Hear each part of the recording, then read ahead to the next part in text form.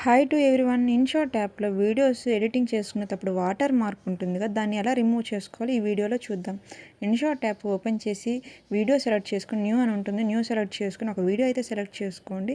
Next select చేసుకున్న వీడియోకి కింద లెఫ్ట్ సైడ్‌లో ఇన్‌షాట్ అని ఇంటూ ఉంది. ఇంటూ చేసినప్పుడు ఫ్రీ రిమూవ్ అని ఒక యాడ్ అయితే ఇక్కడ మనం చూడాలి. ఇక వాటర్ మార్క్‌తో ఉన్న వీడియోస్ విషయానికొస్తే యూట్యూబ్‌లో డైరెక్ట్‌గా తీసుకెళ్ళి ఇలా వాటర్ మార్క్ ఉన్న వీడియోస్‌ని అప్లోడ్ చేయకండి.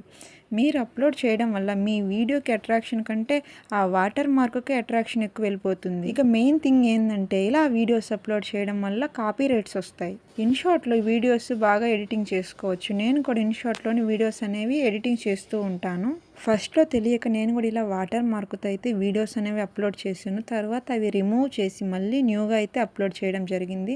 అలా కాకుండా ఈ వీడియో మీకు యూజ్‌ఫుల్‌గా ఉంటుందని చేశాను. యాడ్ అయిపోయిన తర్వాత ఇంటూ ప్రెస్ చేస్తే వాటర్ మార్క్ రిమూవ్ అవుతుంది. Do like and subscribe.